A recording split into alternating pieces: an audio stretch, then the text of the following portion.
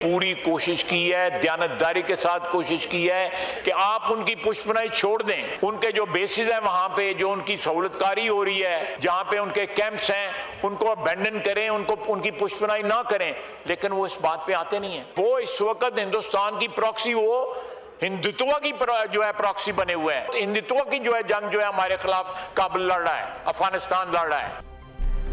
काबुल अपनी सरजमीन से पाकिस्तान में दहशतगर्दी ना होने की जमानत देने को तैयार नहीं। दहशतगर्दी ना रुकी तो काबुल के साथ वही करेंगे जो दिल्ली के साथ किया। काबुल हुकूमत भारत की प्रॉक्सी बनी हुई है। भारत काबुल के जरिए पाकिस्तान के खिलाफ जंग लड़ रहा है। वज़ीर दिफा ख्वाजा आसिफ का कौमी असम्बली में ज़ाहिर ख्याल कहा, हमारी अफवाज दहशतगर्दी के खिलाफ रोज़ाना कुर्बानियाँ दे रही है। इस वक्त दिल्ली और काबुल में कोई फ़र्क नहीं है। मुल्क में सभी एक पेज पर हैं कि दहशतगर्दी नहीं होनी चाहिए।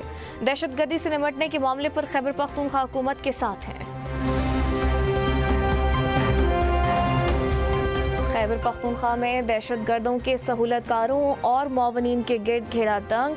मुआवनत में मुलव्वस सरकारी मुलाजमीन के खिलाफ कार्रवाई का ऐलान। महकमे दाखिला की डेटा इकट्ठा करने की हिदायत। मुलव्वस एहलकारों को नौकरी से बर्खास्त करने का फैसला। सरकारी हुकाम के मुताबिक सूबाई एक्शन प्लान पर अमल दरामद शुरू हो चुका है। मुतअद्दिद मुलाजमीन के खिलाफ तहकीकात जारी हैं। Have been the frontline state against terrorism.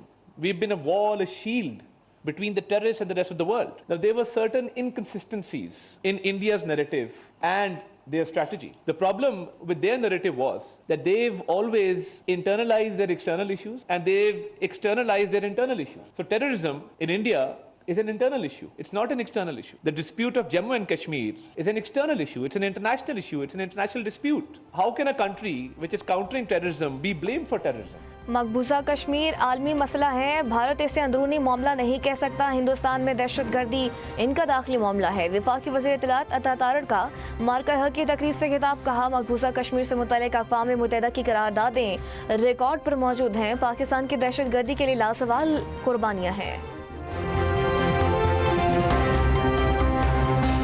Senate कायमा कमेटी दाखिला ने मुनशात फरोश अनमोल उर्फ पिंकी केस का नोटिस ले लिया। DGANF का आइंदा अजलास में तलब। Chairman committee senator Faisal Salim ने कहा, DGANF अगर बताएं पिंकी किस को मुनशात सप्लाई कर रही थी, मुकम्मल रिपोर्ट दी जाए। किस जज, ब्यूरोक्रेट या पार्लियामेंटेरियंस को मुनशात पहुंचाई जा रही थी। मेरे पास इख्तियार नहीं, वरना मैं कहता जिस जज ने अनमोल को जमानत दी उसका चेकअप कराओ। यकीनी बनाऊंगा पिंकी जिनको मुनशात दे रही थी उनको बहाली मराकज़ में दाखिल कराऊं। सेनेटर समीना जारी ने कहा, आज खबरों में देखा वो क्रिमिनल खातून धड़ल्ले से अदालत जा रही है। ये चोर, डाकू, मुनशात फरोश खुलेआम घूम रहे हैं और हम यहाँ मरने के लिए बैठे हैं।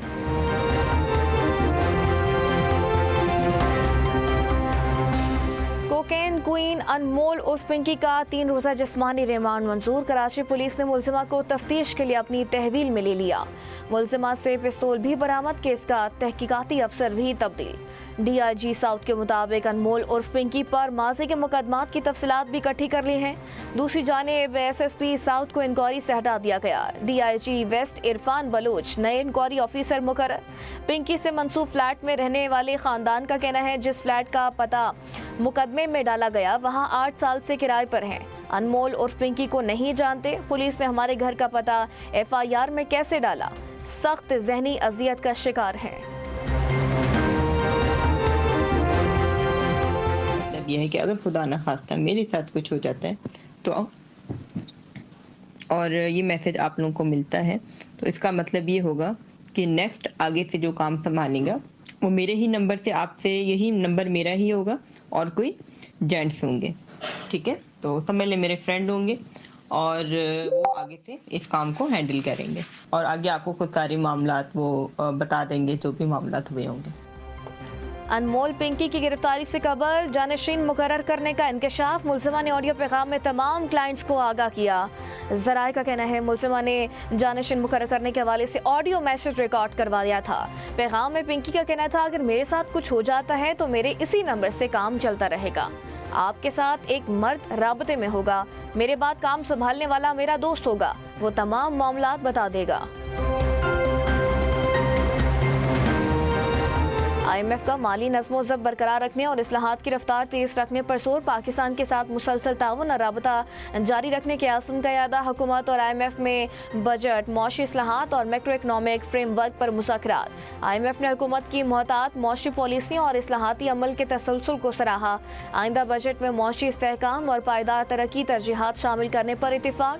वज़ीर ख़जाना मोहम्मद औरंगज़ेब की IMF वफ़द से मुलाकात, मौशी इस्लाहात पर तबादला ख्याल। IMF वफ़द ने जामे मौशी इस्लाहात और तवील मुद्दती इस्तेहकाम की हिमायत जारी रखने का यकीन दिलाया।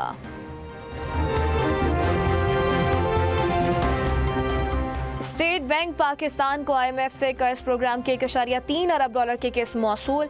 मरकजी बैंक की जारी इलामिये में रकम मौसूल होने की तस्दीक। कहा किस्त मुंतकली VFF और RSF प्रोग्राम के तहत हुई। IMF एग्जीक्यूटिव बोर्ड पाकिस्तान के लिए 760 मिलियन SDR की मंजूरी दे दी।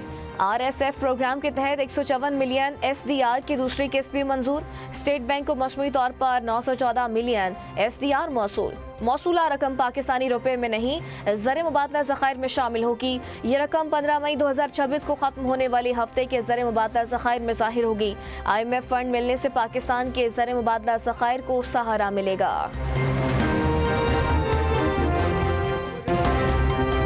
वज़ीर आज़म की ज़ेर सदारत वफाकी काबीना का इजलास कल तलब। मुल्की, दाखिली और खारजी सिक्योरिटी सूरत हाल पर तबादला ख्याल होगा। बढ़ती हुई महंगाई को कंट्रोल करने के हवाले से तजावीज़ पर गौर का इम्कान। आवाम को रिलीफ देने के हवाले से मुख्तलिफ इक़दामात ज़ेर बहस आएंगे। बानी PTI को जेल में 1000 दिन हो गए। सुप्रीम कोर्ट में दरख्वास्तें दी मगर कोई नहीं सुन रहा। आज हमें तमाम अदालती दरवाजे बंद नजर आते हैं। तमाम कानूनी तरीके आजमा चुके, अपना मुकदमा पाकिस्तानी अवाम के सामने रखते हैं। सड़कों पर आने के सिवा हमारे पास कोई रास्ता नहीं। पार्टी के सेक्रेटरी जनरल सलमान अकरम राजा की सुप्रीम कोर्ट के बाहर मीडिया से गुफ्तगू। कहा बानी PTI की एक आंख जाया हो चुकी, सेहत की संगीनी के बावजूद बहनों की मुलाकात बंद है। बुशरा बीबी के खिलाफ झूठे मुकदमा दर्ज हैं। तोशाखाना समेत तमाम मन घड़त मुकदमात हैं। किसी दौर में इतनी पाबंदी नहीं थी जितनी अब है। जजेस को सजा देने के लिए दूसरे सूबों में भेज दिया गया है। हुकूमत का रावल डैम के पानी को आलूदगी से बचाने के लिए बड़ा इकदाम, सीवरेज ट्रीटमेंट प्लांट्स लगाने का फैसला। वफाकी वज़ीर दाखिला मोहसिन नकवी और वज़ीर मुमलिकत तलाल चौधरी की ज़ेर सदारत खुसूसी इजलास। दारुल हुकूमत के अहम तरक्याती अमूर का तफसीली जायजा। कब्जा माफिया के खिलाफ ऑपरेशन क्लीन अप बिला रुकावट जारी रखने का ऐलान। मोहसिन नकवी का गुफ्तगू करते हुए कहना था सीवरेज ट्रीटमेंट प्लांट से शहरों को साफ पानी की फराहमी यकीनी बनाई जाएगी। इस्लामाबाद से कब्जा माफिया और गैर कानूनी तामीरात का मुकम्मल खात्मा किया जाएगा। वज़ीर आला पंजाब मरीम नवाज का इस्लाह को खुद मुख्तार बनाने का तारीखी फैसला। सूबा भर में इस्लाह के अपने वसाइल से अरबों रुपए की लागत से तरक्याती कामों का आगाज। मरीम नवाज की ज़ेर सदारत कमिश्नर्स का अहम इजलास। डिस्ट्रिक्ट डेवलपमेंट प्लान के तहत मकामी रेवेन्यू से अवामी फलाह के मनसूबों की मंजूरी। कमिश्नर की वज़ीर आला को दस्तियाब वसाइल और मुजवज़ा तरक्याती मनसूबों पर ब्रीफिंग। वज़ीर आला का निजी हाउसिंग सोसाइटीज से हर माह खुले मैन होल्स न होने का बयान हल्फी लेने का हुक्म। सरकारी और निजी स्कूलों की बिल्डिंग्स पर खास नजर रखने की हिदायत। मरीम नवाज का तमाम मंसूबों में काम के मयार पर कोई समझौता न करने का सख्त हुक्म।